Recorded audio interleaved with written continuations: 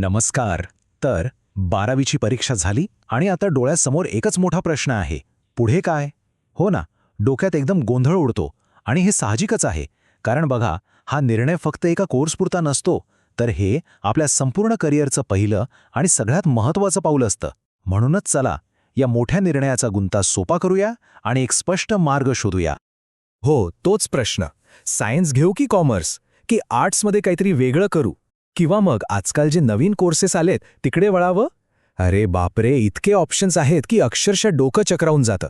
पण काळजी नसावी, कारण याच गोंधळातून आपल्याला एक योग्य दिशा सापडणार आहे हे नक्की. आणि खरं सांगायचं तर हे जे प्रेशर येत आहे ना, ते अगदी नॉर्मल आहे. कारण ही निवड फक्त पुढच्या 3 किंवा 4 वर्षांसाठी नसते. हा आपल्या अख्ख्या प्रोफेशनल आयुष्याचा पाया आहे, त्याची पायाभरणी आहे. म्हणूनच याच वळणावर थोडं थांबून शांतपणे विचार करणं खूप गरजेचं आहे. आणि म्हणूनच आज आपण इथे फक्त वेगवेगळ्या कोर्सेसची एक लांबलचक यादी बघणार नाही आहोत. त्याऐवजी या पर्यायांच्या गर्दीतून स्वतःसाठी एक स्पष्ट मार्ग कसा निवडायचा हे समजून घेणार आहोत. तर मग चला सुरुवात करूया. बरं, तर सर्वात आधी आपण वळूया सायन्सकडे, विज्ञान शाखेकडे, जे खूपच लोकप्रिय आणि तितकंच विविधांगी क्षेत्र आहे. यात प्रामुख्याने 2 मोठे आणि महत्त्वाचे मार्ग येतात. एक आहे इंजिनिअरिंग आणि दुसरा म्हणजे मेडिकल. आता इंजिनिअरिंग म्हटलं की कॉम्प्युटर सायन्ससारखे पर्याय डोळ्यासमोर येतातच. आणि हो, इथे अनुभवानुसार वर्षाला 12 लाखांपर्यंत पगार मिळू शकतो. पण इथे एक इंटरेस्टिंग गोष्ट आहे. जसं आपण एरोस्पेस किंवा पेट्रोलियमसारख्या अधिक विशेष, म्हणजे ज्याला आपण स्पेशलाइज्ड फील्ड्स म्हणतो, तिकडे जातो ना, तशी कमाईची शक्यतासुद्धा वाढत जाते. आणि किती वाढते माहितीये? तर विचार करा, पेट्रोलियम इंजिनिअरिंगमध्ये हीच कमाईची क्षमता वर्षाला तब्बल 15 लाख रुपयांपर्यंत पोचू शकते. या आकड्यांवरून एक गोष्ट स्पष्ट होते की या खास क्षेत्रांमध्ये मागणी आणि संधी किती मोठी आहे. चला, आता इंजिनिअरिंगकडून मेडिकल क्षेत्राकडे येऊया. हे एक असं क्षेत्र आहे जिथे समाजसेवेला एका उत्तम करिअरची जोड मिळते.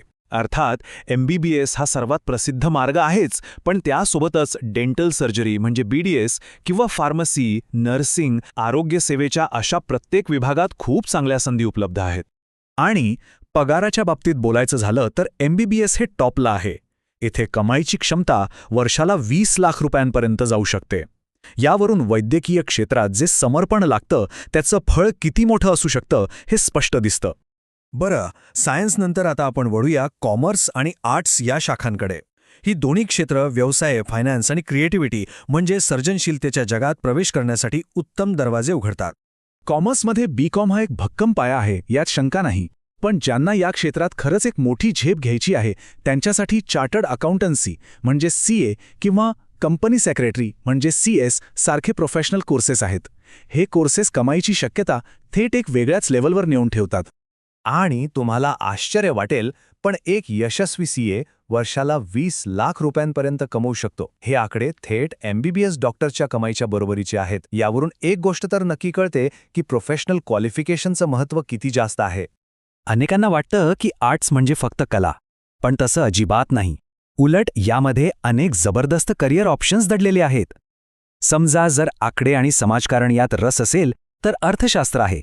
जर मानवी मन समजून घेण्यात आवड असेल तर मानसशास्त्र आहे. आणि ज्यांना आपली क्रिएटिव्हिटी वापरायची आहे त्यांच्यासाठी पत्रकारिता आणि फिल्म मेकिंगसारखी क्षेत्र आहेत, जिथे यश आणि पैसा दोन्ही मिळू शकतं. चला, आता आपण त्या क्षेत्रांबद्दल बोलूया जी अक्षरशः आपलं भविष्य घडवत आहेत. ही आहेत आजची सर्वात वेगाने वाढणारी क्षेत्र, म्हणजेच टेक्नॉलॉजी आणि data. Data science, artificial intelligence, machine learning ही नावं आज आपण सगळीकडेच ऐकतो. आता सोप्या भाषेत सांगायचं झालं तर हे असं तंत्रज्ञान आहे जे डेटाच्या म्हणजे माहितीच्या आधारावर भविष्य घडवतं. आणि म्हणूनच इथे करिअरच्या प्रचंड संधी आहेत. आता हा फरक जरा नीट बघा. एका बाजूला पारंपरिक सिव्हिल इंजिनिअरची जास्तीत जास्त कमाई वर्षाला 8 लाख रुपये आहे, आणि दुसऱ्या बाजूला एक AI स्पेशलिस्ट 25 लाख, तर एक मशीन लर्निंग इंजिनियर तब्बल 30 लाखांपर्यंत कमावतोय. हा फरक फक्त आकड्यांचा नाहीये, तर हा आपल्याला भविष्याची एक स्पष्ट दिशा दाखवतोय. ठीक आहे, इतके सगळे पर्याय बघितल्यावर डोक्यात परत गोंधळ सुरू झाला असेल की नक्की निवडायचं तरी काय. तर चला, हा मोठा निर्णय घेण्यासाठी एक सोपी पण खूप प्रभावी पद्धत, एक फ्रेमवर्क पाहूया. तर सगळ्यात पहिला आणि महत्त्वाचा नियम, करिअर निवडताना पगार किती मिळेल किंवा सध्या ट्रेंड कशाचा आहे याच्याही आधी स्वतःला ओळखणं महत्त्वाचं आहे. आपली खरी आवड कशात आहे, आपली ताकद, आपली क्षमता काय आहे, हाच पहिला प्रश्न असला पाहिजे. ही 3 पायऱ्यांची सोपी पद्धत खूप कामाला येऊ शकते. स्टेप 1, स्वतःला विचारा की आपल्याला खरंच काय आवडतं, कोणत्या विषयात आपली गती आहे. स्टेप 2, आता या आवडीनुसार कोणकोणते कोर्सेस उपलब्ध आहेत याची सविस्तर माहिती काढा. आणि स्टेप 3, विचार करा की ह्या मार्गावर पुढे जाऊन आपल्याला हवं तसं करिअर आणि आयुष्य खरंच मिळेल का. आणि जाता जाता एक शेवटचा पण खूप महत्त्वाचा विचार, करिअरकडे फक्त एक नोकरी म्हणून बघण्यापेक्षा जगात काहीतरी बदल घडवण्याची एक संधी म्हणून पाहिलं तर कसं होईल. म्हणजे मला कोणती नोकरी करायची आहे हा प्रश्न विचारण्याऐवजी जर आपण स्वतःला विचारलं की मला जगातली कोणती समस्या सोडवायची आहे, तर कदाचित उत्तराच्या रूपात आपल्याला योग्य मार्ग आपोआप सापडेल.